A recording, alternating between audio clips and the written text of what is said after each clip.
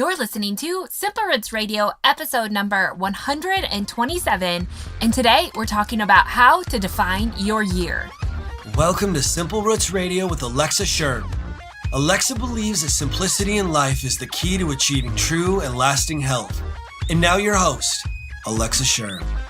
Welcome back to this podcast. As always, my name's Alexa, and this is the place to get healthy, live happy, and find more joy. Today, we're continuing on in this short series about creating a new plan for the new year, and today is no different as we uncover how to really define your new year. And these are tips and tricks that are a new way of thinking, and maybe not even a new way of thinking, but a very well-studied way of thinking, and how we can create a life that we're actually going to do. No more resolutions, no more setting things just because you think you can, but things that you actually want to accomplish, and how do you get those done? That's inside today's episode as I interview expert Laurie Gerber, who is a life coach, and she's worked with multi-million-dollar companies and brands and corporate CEOs and everyday people on defining their year, on coming up with a new vision and a new way to actually reach the things that they want to reach. Laurie now works for Handel Group and has for the last 8 years, and as she states on her blog, her personal mission is to better the world by teaching people to tell the truth and pursue their dreams. Inside today's podcast, I'm going to be asking Laurie about defining your year. What does it take to actually achieve the things that you've set out to do? And what are we missing in this whole scheme of setting goals and habits and not reaching them? Like, why can't we reach them, and how do we better do that? That's what we're talking about and breaking down in today's podcast. It's going to be good, so stay tuned. And if you haven't set any goals or haven't even started thinking about the new year, don't worry. This is the perfect episode to listen before that. Also, I would recommend you go back and listen to the last episode, number 126, with Dr. Donahue on the psychology of change and how we can actually wrap our minds around creating change. It's been a really popular episode. I think you're going to love it. And stay tuned because I have another one coming out about motivation next week. So there's a lot going on in this series to really help you walk into a new year with a better plan. Because what's always fascinating to me, and I say this I think on every episode in this series, is that we're people who set resolutions. Year in and year out, we set resolutions, even though the statistics have never changed. Resolutions don't work, right? Only about 2% of people who actually set resolutions will keep them. And I know that seems a little bit on the low side, but it's really true. Long-term, resolutions don't do anything, and yet we continue to do them. So that's why I'm here trying to forge a new way for you to actually meet the goals that you've set out to achieve. Okay, stay tuned as we get Laurie on the show. But before we get there, I just want to remind you of two things. One, the Well-Nourished Year starts the first week in January. It's completely free, and basically it's just a way of joining this community at Simple Roots Wellness to learn more about your health, to really come at health in a way of understanding how your body works and how you can provide what it needs. We're also going to dig into the mindset and the lifestyle aspect of it so we can just really live well nourished. That's all happening over at Simple Roots Wellness on emails, Facebook Live, and I have some other classes, including a few live classes that will be happening in the new year. So if you haven't signed up for that, make sure you head on over to simplerootswellness.com. It's right across the homepage. Just sign up there, or you can find it in the show notes at simplerootswellness.com/127 for today's show. And before we get to today's show, I want to tell you about today's sponsor. One of my favorite brands, they were the sponsor of last week's show as well, Kettle and Fire. You know how much I love Kettle and Fire because I just love dense, nourishing foods like bone broth. I have been using bone broth for years and I can't rave enough about it. It has helped so much with my own struggle with Lyme disease and also just living a healthier life.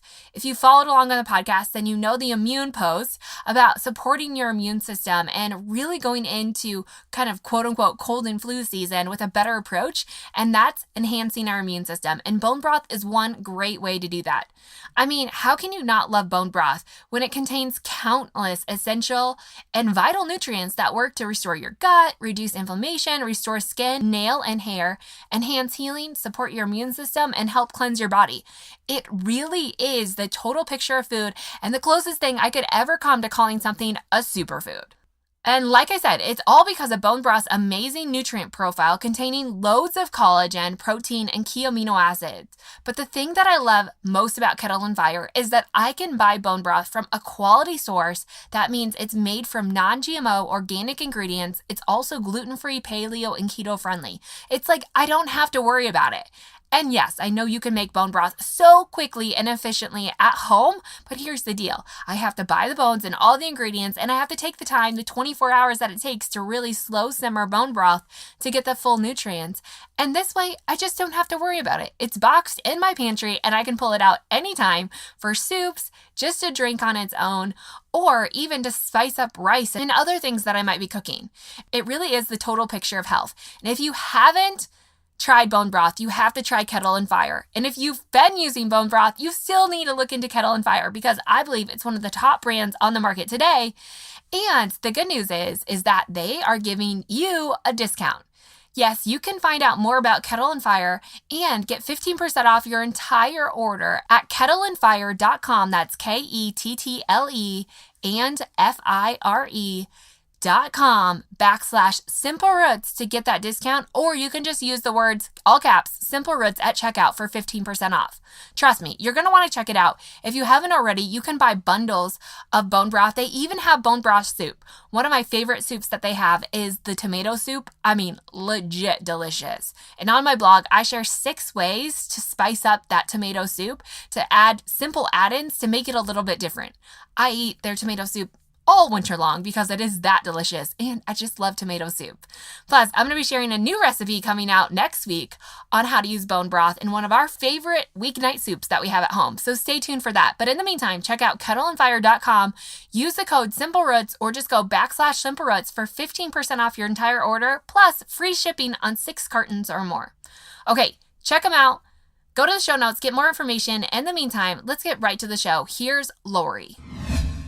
Welcome to the show, Laurie. This is perfect time for the new year and all the people around the world who are prepping for change coming in 2019, but we're going to talk about a different method. So I can't wait to get into this and learn from you. Yay, change. Yeah. Okay. So you talk a lot about designing your year, and there's a lot of differing opinions about resolutions, habits, rhythms, whatever it is that someone's looking for. I just want to know, what's your opinion? Like, how does someone actually go about designing a year of change? Okay. Thank you for asking.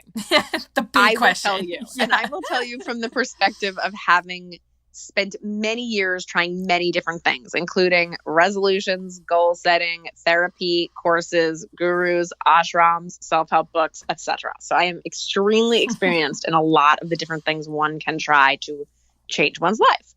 I found the Handel method that I now teach about 15 years ago, and it was different than all the other things. And it was different, I think, because of what we consider to be the 3 steps of designing that you will not find. Mm-hmm. I don't think you will find in other methods and approaches. The first step is articulating what you want deeply and from the heart, articulating what you want. So a lot of people will make a New Year's resolution like, I'm going to drink less, or I'm going to, eat healthier, or something like this. And it's not connected to their heart. It's not connected to, it might be deep down connected, but they're not actually present to it. They can't feel it.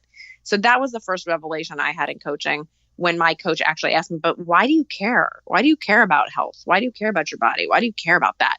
And wouldn't shut up until I came up with an actually unique, inspiring, and personal answer. Mm-hmm. And nobody had ever made me do that before. So step 1, articulate what you really want from your heart, which doesn't usually happen in a resolution. Right. But okay. I don't mean to stop you, but that's a really hard thing for. Yes. I mean, some people would think, okay, but that is from my heart. Like, how do you, there's got to be another step to really get to the heart. Sure. Like, how do you know if you're telling the truth or if you're lying to yourself? Yes. Great. That's a great question. And we can spend this whole time getting to the 3 steps, because I think the 3 steps will answer all the questions that you have. But we have a method that we teach people to how to write what they want. And we personally, as coaches, use it on ourselves every single year. So we do this at the end of every year, at the beginning of every year, as we will write our dreams, and we write them in a very particular way. Step 1, we write them a year out, because we think a year is about the amount of time that somebody can imagine and still hold, but it's far enough out that you can imagine changing over the course of a year. So number 1, a dream is a year out. Number 2, we write it in the present tense. We don't write, I'm going to get healthier. We write, I am healthy. I am vibrant. I love getting out of bed. I exercise 4 times a week. I am in love with how much pleasure I'm feeling in my body. So we write it in present tense as though it is happening right now. Why? Because we want to feel it. Because then, so that changes the way that your mind is functioning and your perception. So it has to do something with the perception of what is actually happening to make yourself believe it. I mean, correct. Okay. And to figure out if it's BS, you have to test to see how it feels when you say it. And most people, when they write their dream, they cannot even say, I am happy. I am in love with the love of my life. I am feeling good in the morning.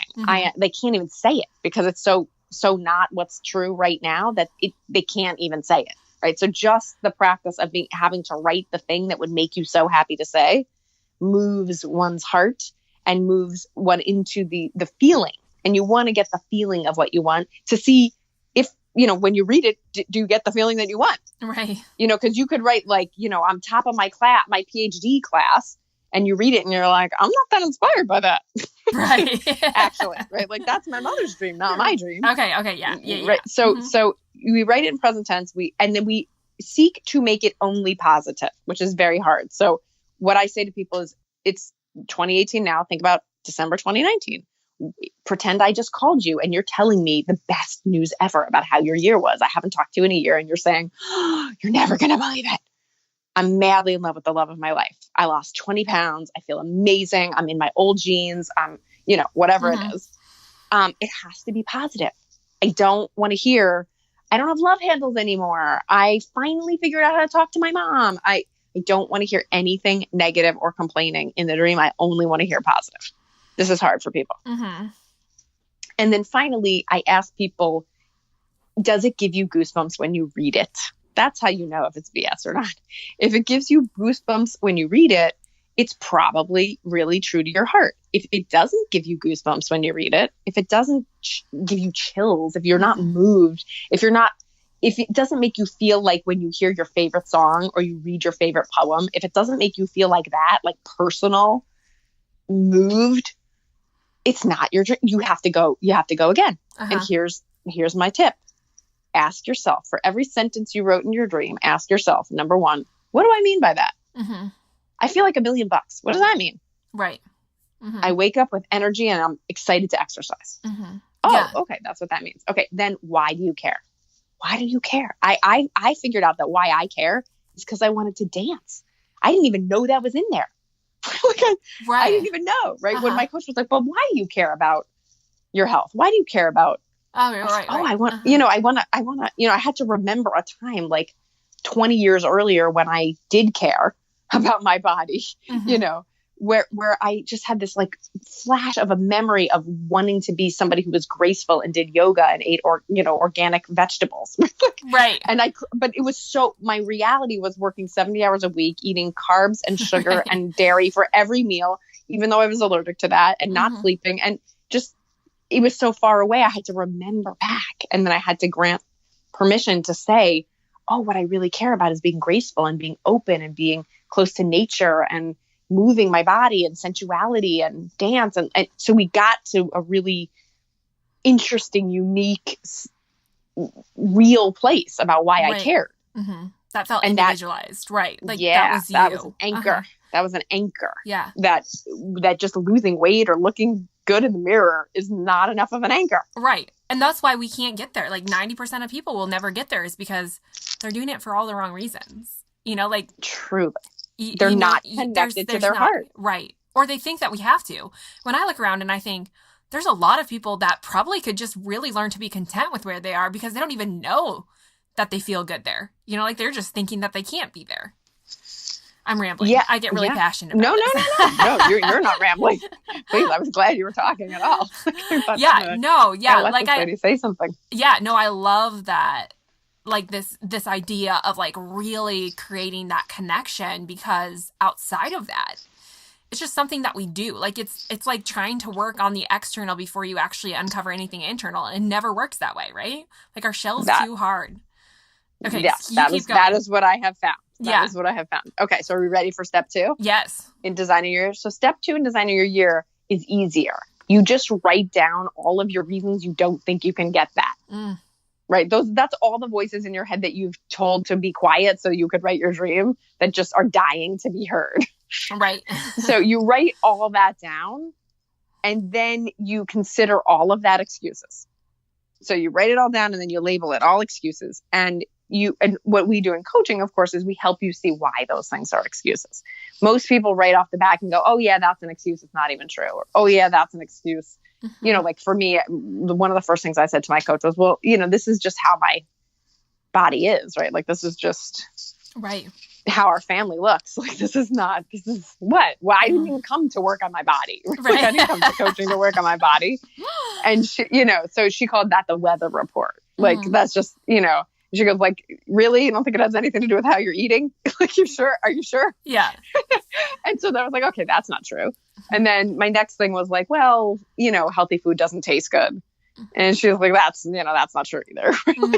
And then it all really boiled down to like, I just don't want to, right? Like if she really got under all of my excuses, the truth was like, I just don't want to eat. I just don't want to. I'm a brat. Like, I just want to eat. I just want to eat chocolate at every meal. I want to eat what I want to eat. And I don't care. Like, I don't care.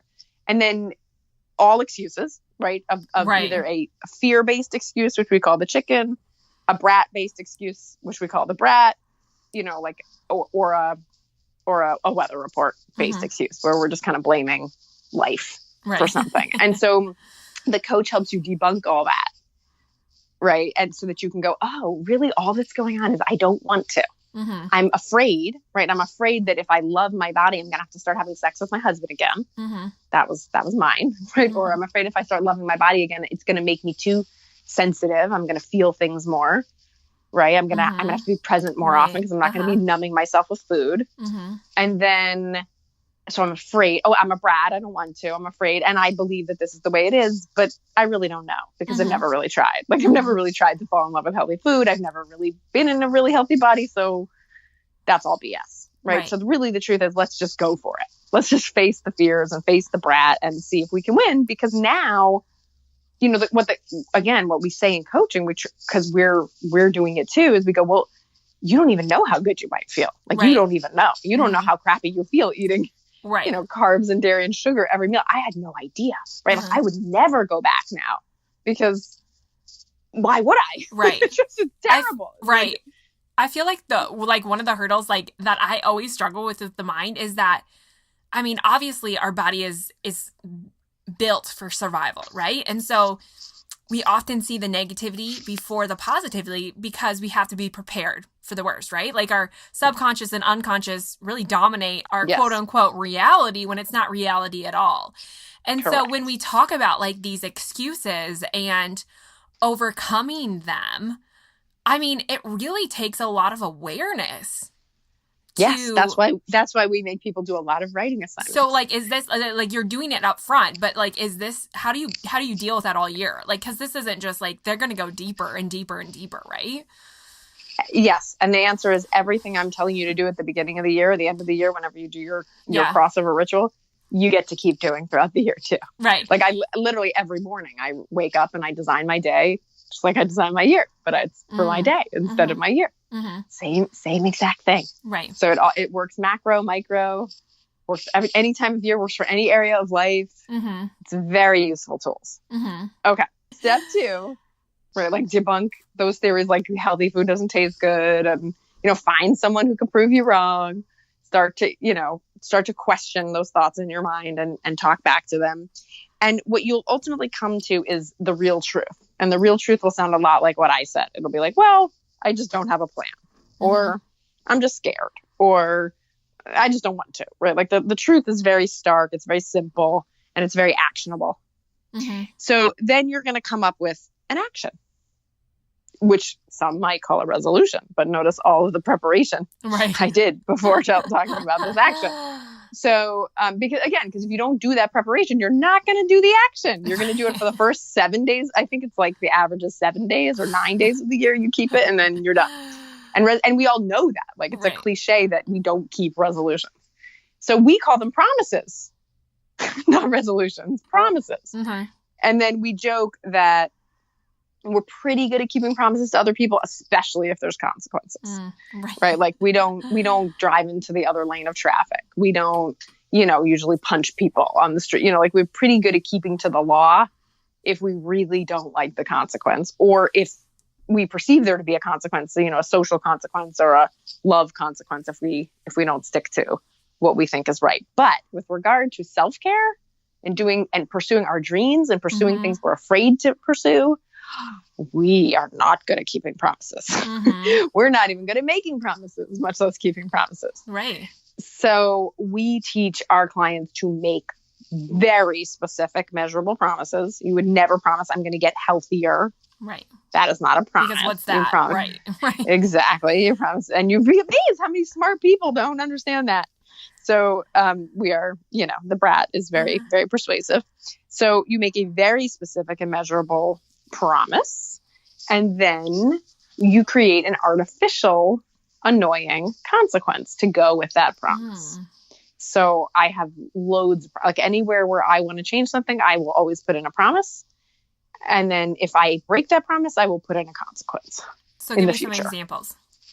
I drink 48 ounces of water in the morning. Okay. I allow for 7 hours of sleep at night. But what are the consequences? I don't have any consequences for the water one. Oh, the consequence for the sleep one is I have to take a nap to make it up during the day if I don't. I only eat, when I was first losing weight, I had a very, very specific food plan, right? What I could eat, what I couldn't eat. And then my reward was I could have a protein bar, which I no longer think protein bars are very healthy. But at the time when I was quitting having sugar at every meal, I was like, I'll take the protein bar. Thank you. That would be great. Right. And I used to cut it up into little pieces, ration it to myself. So a consequence isn't necessarily a consequence. It could be a reward. Well, they're a little bit different. A consequence is something that annoys you, right? To lose my protein bar would have annoyed me. Oh, you know? I get what you're saying. So you're using it like you have the reward, but if you don't do that, or if you don't follow through, then you lose it. It becomes a consequence. I mean, you could say it either way, but since I consider that protein bar an entitlement rather than a privilege, you know, it worked to try to take it away from me. Okay. But you could have thought of it as a reward, but our scientific understanding tells us that human beings are not as motivated by rewards as avoiding consequences. So what is really helpful is right now, everyone rewards themselves with, you know, Instagram or wine or, you know, shopping or food or salt or like, you know, everybody has their treat that they like. And we find that if you turn that into something you have to earn, right? If your consequence is you lose your treat or your vice, that you will work very hard to keep your promise. Yeah, I could totally see that. I mean, I see even with like wellness programs at corporations, like people will leave $1,000 on the table for a year because they don't care enough about wellness, you know? But if you took that out of their paycheck, I bet they would start caring. Correct. That is exactly. It's science, right? This is not. It's not something we made up. We're just using the fact that that's how the human brain works. Is that, you know, like I have to. If I'm late to dinner with my kids, I pay them $20. So I'm never late. You know, I used to be late to dinner all the time with my kids. You know, if I interrupt my husband, I have to do one of his chores. Right? I used to interrupt him constantly and feel entitled to do that, and now I don't. Right. And the beauty of a good consequence is it's not a punishment, right? It's not like it's not I can afford to pay my kids $20. It's not the end of the world if I do that. I can afford to do 100 push-ups if I pick at my face. I can afford to, you know, do a chore for my husband. These are annoying things, not punishments. They're even good for me, right? Like if I don't do my brave action each day, I lose my TV. Right. Which is great. Like that's great. Read a book, Laurie. Like go to bed early. It's fine. You know, it's annoying. It's annoying enough to make me plan to do it every day. But the little it's luxuries not so that we could really survive without, but think we need. Truly. Yeah. Truly. Okay. This is, it kind of goes back to the negativity. Are we just negative in nature? Like, I feel like, you know, like when we talk about like our negative mindset and like we perform better when we know there's consequences versus a positive action. Like, is it just that survival, that deep ingrained survival of us? I don't know the exact science, but the answer is yes. Yes. Human beings tend towards negative. Our thoughts are predominantly negative, not positive. Negative, neutral, we actually have to work to have positive thoughts, most of us, in the areas we struggle. In the areas we struggle. Some of us, depending on your lineage and where you come from and how you were raised, you have some naturally positive thoughts. Like some people just naturally think positively about their children or about, their spouse.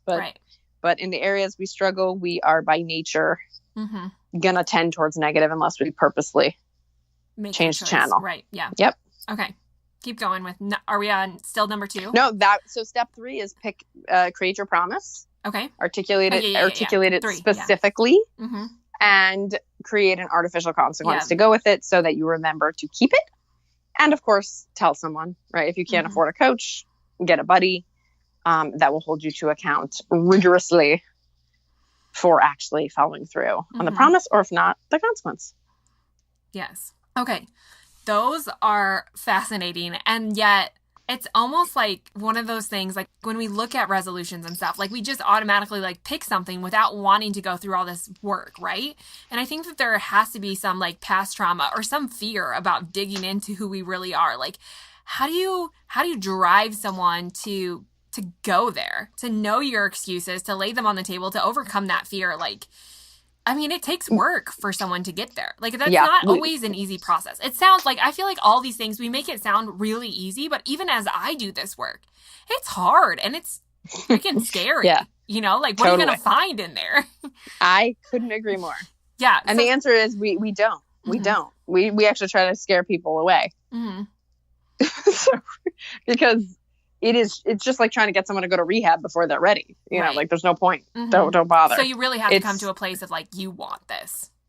Yeah. I mean, it would be crazy to try to get somebody to, I mean, we've all tried. It doesn't work. It just doesn't work. So when people come to us, we're more like, are you sure? Right. Because there's written homework and it's feelings and you're going to be held to account and it's not therapy. And it's, like when you bring up the word feelings, like 80% of people just scatter. But that's so great, right? Because it's not time for them, right? Like that for them, they maybe need therapy or yoga or, like something that's a lighter touch. What we do is very intense and does evoke emotions and is challenging and isn't for everybody. Right. And then, the people who then they rise to the occasion. They go, oh, I want to be the person who will take that on. That inspires me. And then that's the right person. Right. But, it's not the right thing for everyone at every moment in their lives. Right. Yeah. And I love how you brought that up of like, not everyone is maybe ready for the step. Like maybe there is some therapy that you need to do. Like, I don't feel like you hear that very often of like, oh, this is a one size fits all approach. This is going to change your year. But there is a whole process of getting yourself prepared for something like this. And it's work. And you have to go through the work and being willing to do that. So I really appreciate that you just mentioned that, because coming to the new year, there's not a one size system, right? Like even this system that you're talking about, like everyone's looks differently. Like we're all, like everyone's coming out of this. You've seen, I don't know how many people coming out of this, but everyone probably comes out with a different view, right? Of well, no two dreams are the same. Right. That's for sure. The areas of life are the same. Everyone has the same areas. We can't help that. Career, love, health, money, sex, romance, fun, spirituality, like that comes with the territory of being human, but different people's dreams are different. The good news is there are themes that are the same, right? The excuses usually, people aren't that creative with excuses. The usual ones seem to work for everybody. And the right promises and consequences are different for everybody. That's for sure. Right. And what one has to excavate in their history is also different for everyone, but it's also not as various as you might think. Right. So having read literally thousands and thousands of homeworks over the years, I'm always happy to tell people like, yep, you don't have anything different. Right. But like, you don't have anything I haven't seen yet. Right. And really everyone is shocked. Everybody, we have people write up, their most haunting memories of their life, and I'm telling you, people think they're the only one who has had that, right? A bad sexual experience, a sexual abuse, getting caught masturbating, like just, a pet dying in a bad way or hurting an animal or, or an abortion, or just, a set of secrets or shames or confusions that they really think, or they peed their pants in school. Like, they really, or they herpes. I have so many. I want to tell everybody the whole list because really everyone thinks their list is weird and different. But it's not. Right.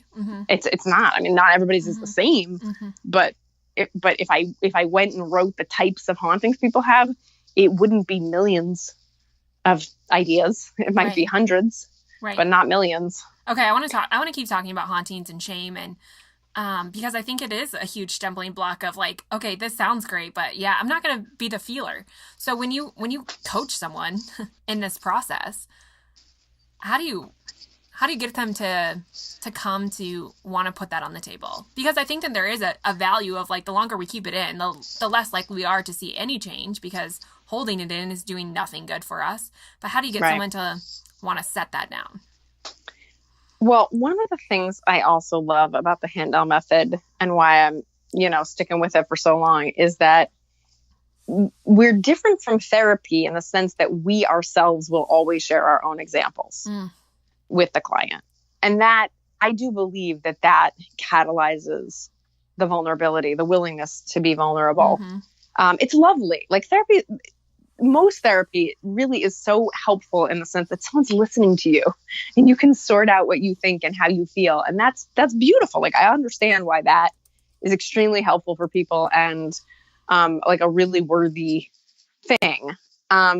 There's something different that happens when it's much more of an equal, back and forth, talk about everything both ways. Like the coach is vulnerable. All my clients know everything about me, every dark secret, everything I've lied about, everything I've hidden, everything I mess up. If I messed up something in that week, they're going to know.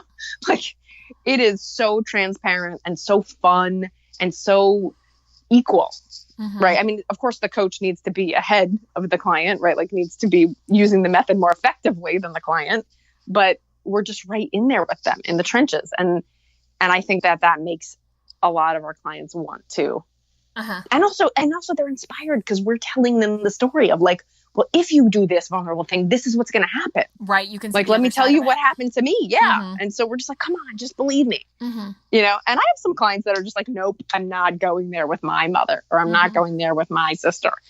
And I just go, I'm going to keep sales pitching you on it. Like, I'm going to keep telling you why you should. I'll work around it. You know how like a massage therapist will work around a knot.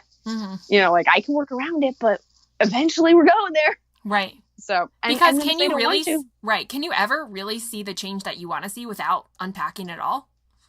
Like, can you, like, when you say you're sales pitching someone to do that, can someone keep that hidden for life and still see? We do a rating scale of 1 to 10. 10 is a unsustainable level of joy and happiness, and 1 is an unsustainable level of discomfort and pain.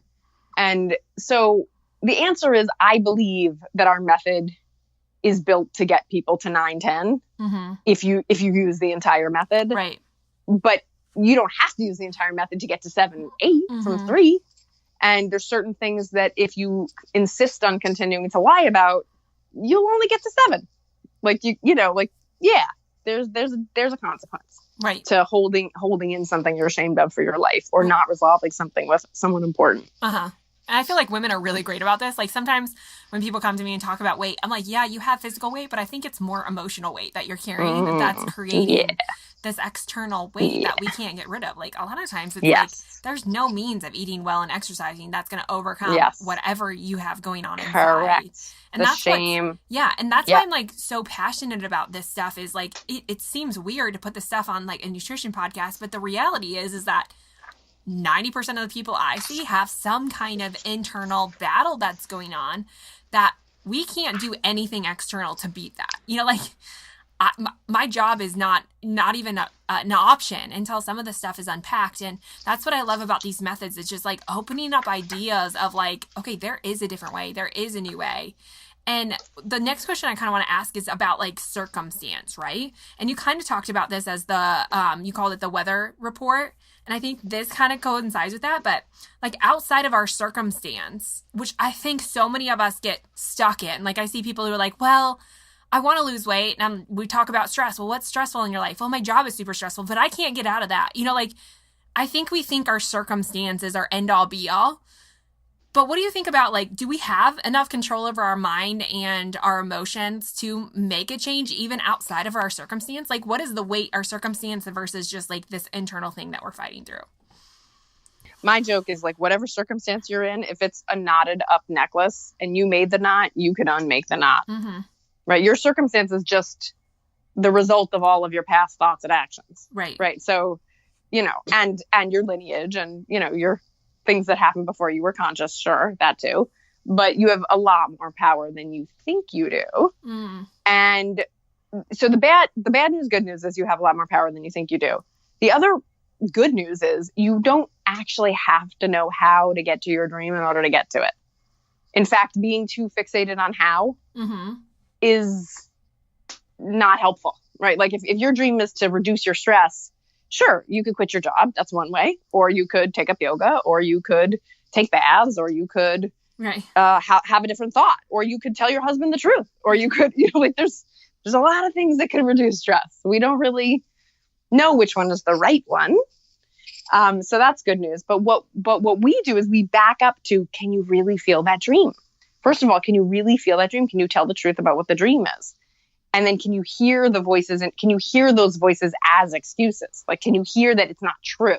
If I was going to give you $1 million to get up at 6 a.m. every morning and go to bed at 11 p.m. every night. If I was going to give you $1 million, could you figure out how to do it? Oh, you could? Oh, okay. Right. Or God forbid, I mean, this works on a lot of people. If I was going to hurt your child, sorry, or if there was a gun to your head, could you figure out how to not eat sugar anymore? Of course you could. Suddenly, like if I think about something bad happening to one of my kids, if I don't figure something out, I am suddenly bionically intelligent for how I can, like, even I'm going to the holiday party tonight. I don't have to eat a blessed thing there. Right. I can literally go and suck a seltzer the entire time. Am I really going to tell the lie that I have to eat the food? No, I don't. I absolutely do not have to eat the food if I don't want to. Nobody ever is stuffing food down your face, ever. Right. I hear that one all the time, too. If something was going to happen to your kid or yourself, really, if you really understood the consequence, of course you wouldn't even just figure out how to not eat at the party. You'd figure out how to have a great healthy meal before the party, so you're not even hungry. Or pack a bag of cashews or something, right? Like you'd figure out how to not even suffer. Right. Because you would stop even entertaining doing the thing that's hurting you. Because so that's our trick to go, like, is it the circumstances? I bet it's not. Right. Like, it's annoying to eat healthy in the airport, but not impossible. Right. Nothing's impossible. I mean, this is so good because it's like we have all these things about de-stressing your life, and I feel like this is the new rage. And I'm like, realistically, like my kids are super stressful. I can't just get rid of them. So to me, it's less about getting rid of the stress, because that's impossible for most of us. Like our life is always going to have a stress involved. So it's more about learning practices to de-stress, or tactics to overcome the excuse, right? Like, because that's we would say managing your inner dialogue. That's what we would say. You want to go to the source? Listen to what you're saying to yourself. Yeah. Oh, my husband couldn't handle hearing the truth. Oh, my kids will never do chores. Right. Oh, I'm exhausted. Right. Like you're literally saying mantras to yourself. Yeah. Just because it's always good mantras. Right. Just because something's been that way doesn't mean it has to stay that way. But true story. It's just, like you said, it's unpacking some of this and being open to a new way. Okay. You got it. So before I get into some quick fire questions, I have one last question that I want to ask you. So we went through the 3 steps, right? And someone could go through all of that. How do we keep it going all year long? Like, I mean, this has got to be something that's building, right? Because there's got to be a nervousness when you first start this. And I'm sure the more that you do this, like year in and year out, you're probably getting really great at it and you're seeing more change. So like, how can we start to see this snowball effect? Like, what are some tips you could give us? Yeah, that's easy. So first of all, we have awesome tools and really affordable tools. Like our digital program, Inner You, is a few $100 and you own it forever and you can use it forever. And it comes with a community and it comes with live Q&As and it comes with a private coaching session. And it is like an insane value and deal and you guys get $75 off of it also, by the way, because you guys have a coupon. But my point is, like, for a very little bit of money, you can have a lot of support to keep this alive over time. But if you can't even afford that little bit of investment in yourself, all you have to do is come up with that first promise and consequence, tell a buddy, have them do it too. Like have them give you one, you give them one, and then make sure they know every week whether you kept it or not. And and figure out a person that's going to hold you to it. Then like, don't pick someone who is going to be like, go ahead, eat the ice cream. Pick someone who's going to hold you to it. And then once that one becomes routine and it starts to be a positive feedback loop, like now eating healthy is a positive feedback loop. I don't want to cheat because it feels so good. Right. So I don't need to have as much pressure on that promise anymore. It's easy. It's routine. My life is set up around it. Everybody agrees to it. Everybody knows about it. It's like now part of the culture of my life. So now I can move on to exercise. Okay, what's my next promise? And then build that with your buddy and just keep adding until you've addressed every area you want to. And it doesn't matter how long it takes to address every area, because even if you're just working on one area, it affects all the areas, which is why my brilliant coach, even though I did not come to work on my body, was like, let's do your body though, anyway. Because when you realize that you can control your mind and your hand and your mouth, you will realize that you can do anything. Right. Which is part of why people don't want to figure this out. Right. Okay. I know that I said that was the last question, but you spurred one more.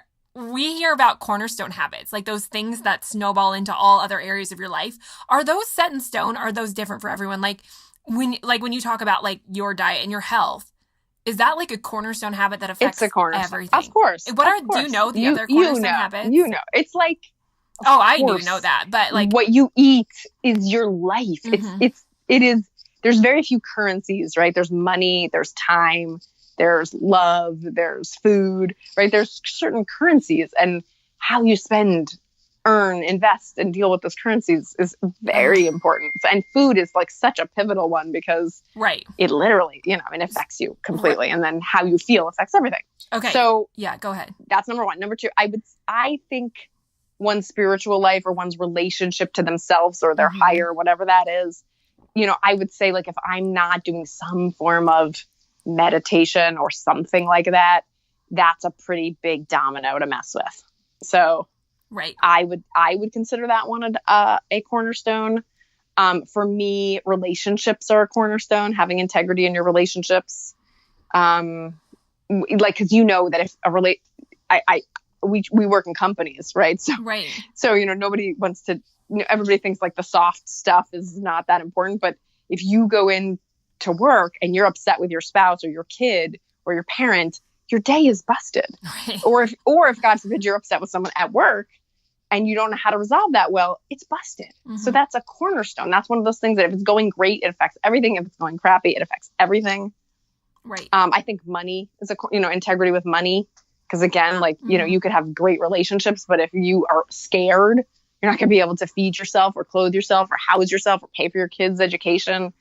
It totally stresses you out, and then everything else is impacted. Yeah. I was going to say, you just named like what I would have considered the top three, which would be spirituality, relationships, and health. Yeah.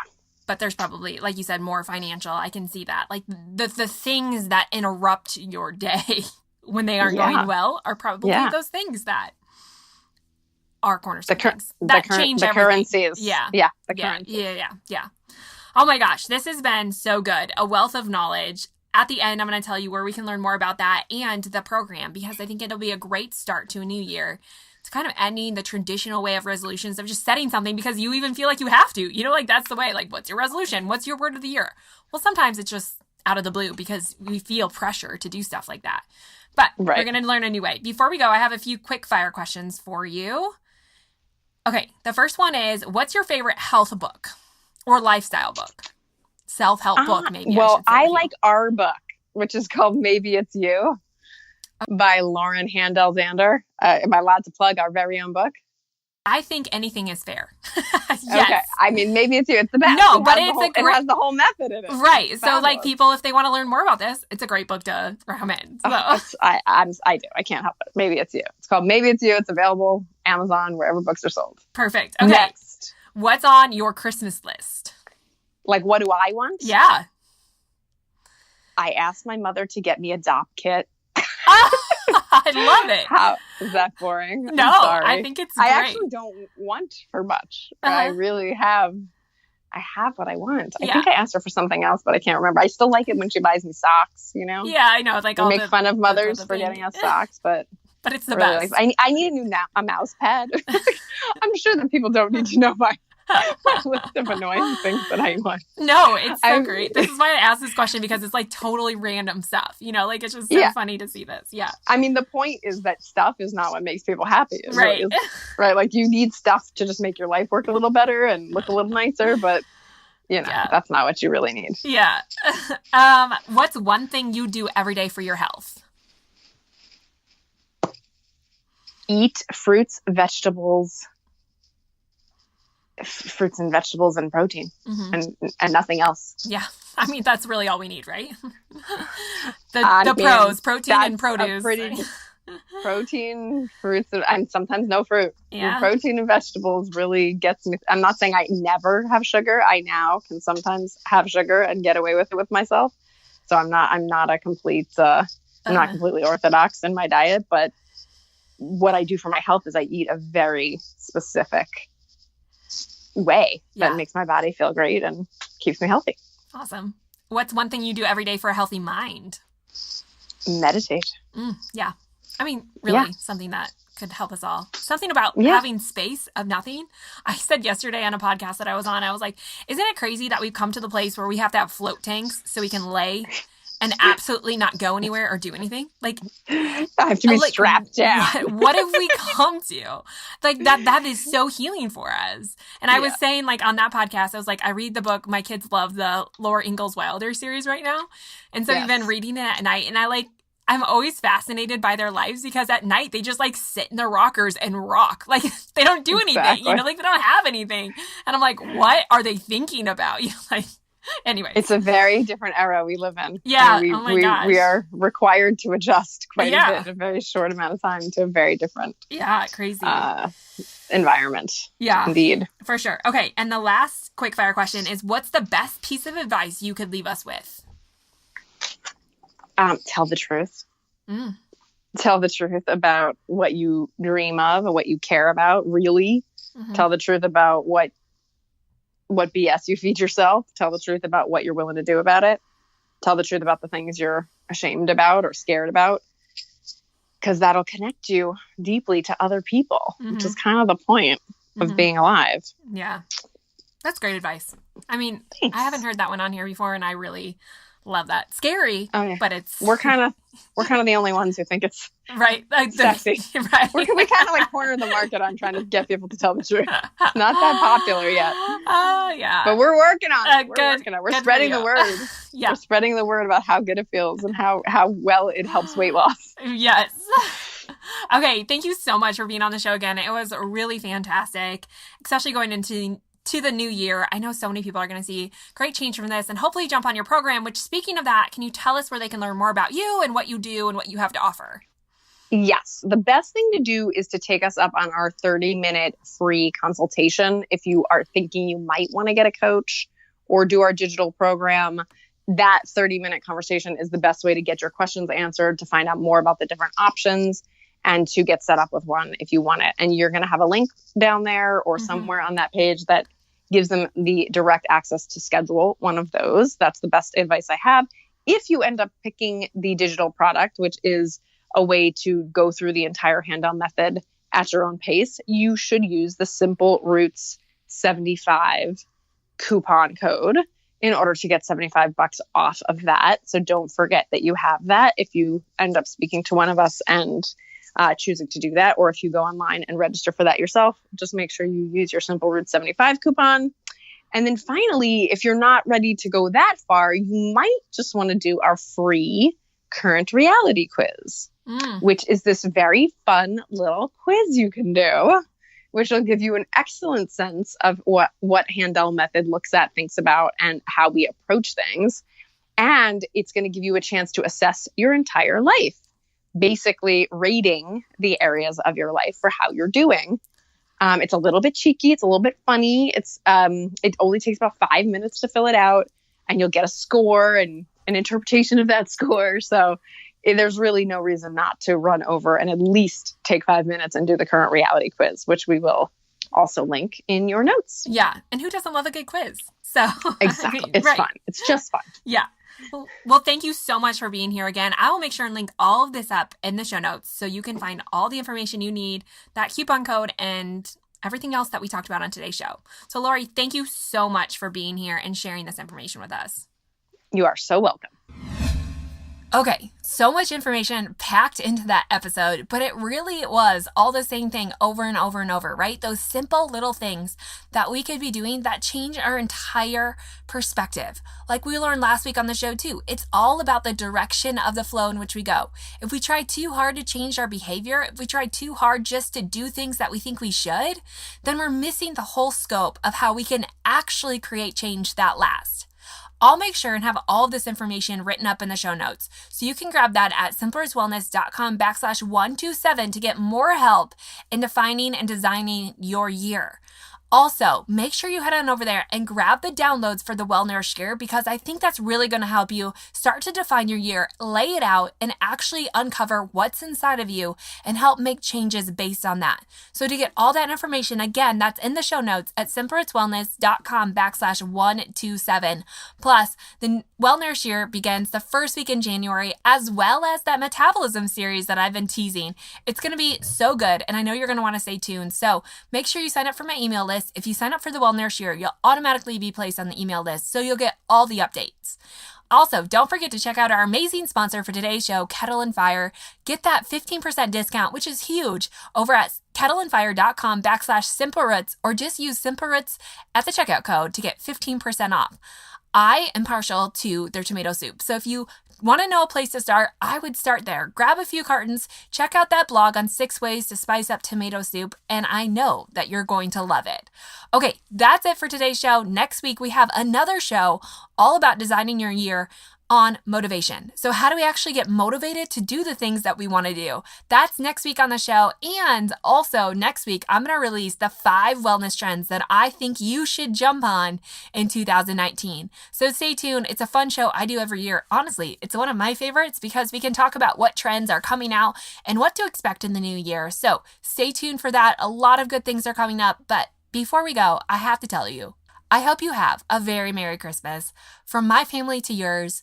Honestly, it's a joy and a privilege to be a part of your life every single week. I thank you so much, and I hope that as you go about family things that you'll tell them what you're learning here at Simple Roots Wellness to spread the knowledge. That's what I want to do, is to empower you to have the knowledge to help other people and tell them more about Simple Roots Radio and Simple Roots Wellness. Thank you, thank you, thank you from the bottom of my heart, and may you have the best Christmas.